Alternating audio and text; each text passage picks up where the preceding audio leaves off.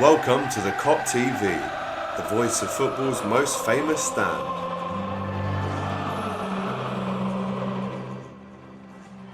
Hello and welcome back to the Kop TV, the voice of football's most famous stand. Myself, AGT, no Doyle today. I didn't want to lie to you guys and say where he was, make up an excuse. He's getting his hair cut. He's literally getting a skin fade instead of sitting next to me, doing Kop To Bottom. So we forgive him. We forgive him once. If it happens again, then there has to be some action. But before we get into Kop To Bottom this week, please remember, like the video, comment and subscribe if you haven't already. Right. If you haven't heard of Kop To Bottom before, it's the Premier League preview show where I look at the 5 games that stand out the most in the upcoming Premier League match day weekend. So obviously we always start with Liverpool, that's just a given. Aston Villa on Saturday, 3 o'clock kickoff. Quite rare that we actually have a Saturday 3 o'clock kickoff. And this one is going to be a feisty game for sure. Listen, we're on the back of really mixed form. You look at the Wolves win before international break, you look at the Arsenal win, you're thinking, wow, Liverpool are on the up. But then we lose 3-1 to Real Madrid. And you'll remember a few weeks back I said that I don't care what anyone says, European form affects domestic form and domestic form affects European form. We lost our last game very convincingly. So there's also an argument to say that maybe we didn't want this game to be at Anfield. I mean, we've been so poor at Anfield recently. It's a joke how many times we've lost. I think it's 6 losses in a row now. So realistically, we have to win this game if we not only want to get into the top 4, but just to give us a bit of an up, something to shout about. I mean, a home victory against Aston Villa is some would say that's a routine thing, but for us, it's definitely not going to be that way. I think as well, this will be the first game back for Jack Grealish for Aston Villa, and I know that Trezeguet has been kind of taking his place and scoring goals and assisting. So realistically, having Jack back for them is going to give them a huge boost. Ollie Watkins, as we all know, scored a hat-trick against us earlier on in the season when we lost 7-2. So as much as we need to get back our home form, we need a win, we need the 3 points, we need to get into the top 4. Behind all of that, it's actually, let's get some revenge. These guys beat us 7-2 earlier on in the season, which still remains our biggest ever defeat in the Premier League, home or away. So listen, as much as, like I said, we need the 3 points and we need a good performance, let's also not forget that these guys totally embarrassed us earlier on in the season. So for that reason, I'm going to go with the Liverpool win. I do think that we will maybe just have a little bit too much. Jota is just on fire at the minute. But for Liverpool, it's all about the defence. Can we keep it tight? Can we not concede a goal? Let's try and keep a clean sheet after 2 Premier League clean sheets in a row. Maybe we can get the 3rd with Alisson. Obviously, didn't have a good game against Madrid. So I am going to go with a 3-1 Liverpool win for this one. And again, it won't really affect our position in the table too much as Leicester are playing West Ham. That's going to, that's above us. So that will affect us. But I'm going to go with a 3-1 Liverpool win. And yeah, hopefully we can see a good performance as well going into the second leg next week against Real Madrid. Massively important here for Liverpool. So a huge game on Saturday at 3 o'clock against Aston Villa. Let's get on to our second game that we'll be previewing. That's Manchester City versus Leeds United. This one kicks off at 12:30 on Saturday. I think it's on BT Sport, this one. Again, another game really that's just going to whet the appetite for not only the fans of both teams, but for the neutral as well. Because as we know, and unfortunately I have to admit it, that little trophy across my right shoulder, I think you can see it there, that's no longer going to be ours. That is going straight to the Etihad, unfortunately. And Manchester City, they do play open, expansive, attacking football, but so do Leeds. And this is the beautiful thing about this game, is Leeds really do actually approach every game like it is a home game. And that's what you have to respect about Bielsa. He sets up his team to play just the same way, home and away. And I can really see Leeds giving City a few issues here. I know that City are just on a ridiculous run of form. They're obviously just beaten Dortmund, very controversially, may I add. Jude Bellingham will have the same to say. But I'm going to go for goals for both teams in this one. I do think Leeds will score. I really do. I think they might not have the A-list names up front, but Harrison, Bamford and Rafinha, I tell you what, those 3 right now are on form. And maybe we wouldn't have said that at the start of the season. So this is the thing about giving Leeds their respect, because they have earned it, and they will be in the Premier League next season, which I think is a great thing to see, not only for the Leeds fans, but also the neutral, just because they are a great team to watch. So having said all of that, I'm going to contradict myself a little bit. Manchester City will win this one. I'm going to go with a 3-2 to City, very precise, but I do think Leeds will score, and I do think they'll score more than one. But I am still going for a City win. They can score 3 goals just like that, to be honest, as we used to. Very sad. But yeah, I'm going to go with a City win, 3-2 on this one. Let's get into our third game then. And this isn't really a game that you'd expect us to be previewing as one of the main games of the weekend. But if we look at the fixtures this weekend, you've got, let's have a little look here. It's not quite loading for me.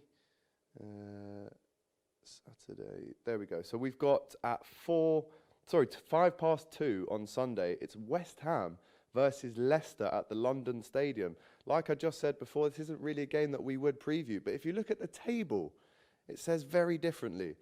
West Ham sitting in 4th, Leicester in 3rd. This is 3rd v 4th. Who would have ever thought it would be like this between these two teams? West Ham, a team that many Liverpool fans have really written off as being in with a chance to get one of those famous and so important Champions League spaces.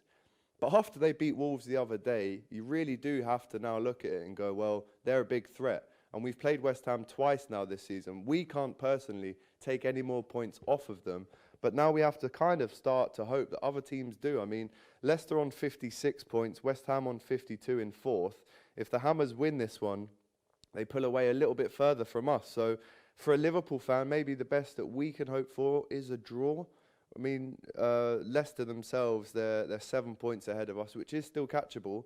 But if they were to win tomorrow, or Saturday, I should say, Sunday, I should say, then it would drag them slightly away from Liverpool, just that little touch more. So 3rd v 4th, a huge game here at the London Stadium. West Ham have been playing well there recently. I am going to go for a 2-2 draw. I want to see goals. West Ham, of course, they can score, but they concede as well. You look at the Arsenal game, 3-0 up they were, and drew that one 3-3 at the London Stadium. So as a Liverpool fan, I would like to see goals, but also at the same time, I'd like to see a draw, just so no one gets ahead of themselves and goes too far up the table. Let's get into the next one we're going to look at, and that's Crystal Palace versus Chelsea. Saturday afternoon, 5:30 kickoff at Selhurst Park. Again, this is a game that is never, ever guaranteed for the away team.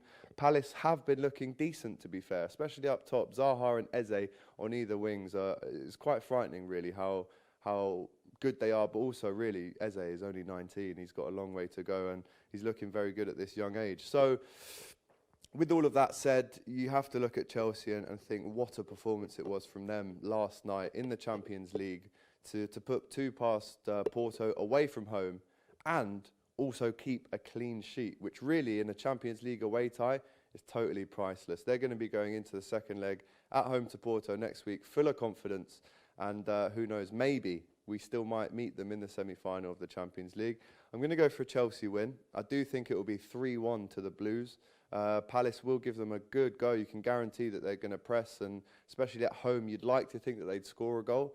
You know, they've, like I mentioned, Eze and Zaha will cause problems. But at the same time, Chelsea with Mount, with Pulisic to come off the bench, even though Werner's playing awfully, they just bring on Giroud, and he's a target man that any team would be afraid of. So with that said, it's going to be a 3-1 win to Chelsea, this one. The last game of the weekend that I'm going to preview is a big one as well. It's Tottenham versus Manchester United, 4:30 on Sunday. The later kickoff that day is Sheffield United and Arsenal at 7. But that game, again, very similar for us. We actually played Aston Villa and lost 7-2 the same weekend or the same day that Spurs beat United 6-1 earlier in the season in October. So if you're United, you're thinking coming into this game, Tottenham battered us 6-1 at Old Trafford.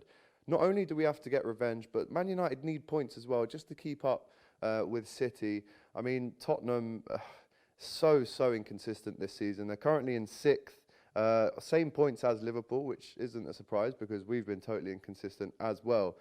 United 11 points above Spurs in second, so second versus sixth.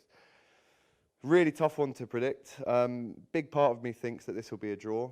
You know how Mourinho likes to set up, and especially playing against his old club, you think he's going to have some kind of park the bus kind of deal there where he says to his players, don't lose this one at home. Even though, like I said, United will be coming for revenge. I think this one is going to be 1-1. Realistically, I'd like to see more goals in this one, but I think it's going to be a bit of a boring one and a bit of a damp squib, really. But if it's anything like the previous fixture in this season, Spurs winning 6-1, then no doubt we'll have a lot of viewers for this one. So I'm looking forward to this. It's going to be 1-1, and we'll see what happens. And how it all looks at 9 o'clock on Sunday, when we can finally see the table after another completed match day, and how that does affect Liverpool. Right now, guys, we're in 7th. So realistically, we need to be jumping up that table as soon as possible. Don't forget, let me know what you think in the comments to this video. Let us know what you think the scores are going to be for 5 of the big games this weekend, as we take our minds off of the Champions League temporarily for this weekend's Premier League fixtures. If you haven't already, please like and comment to the video, and subscribe if you haven't. And hopefully we'll see Doyle with a fresh trim next week. And also, just before we go, if you guys want to win this bad boy, I just have to bring it into shot. If you guys want to win this bad boy, and we can show it here. Of course, this is the signed Champions 2020 jersey, signed by all the players. Tune into the next video on the Kop TV YouTube to find out just how you can win this. Until then, take care.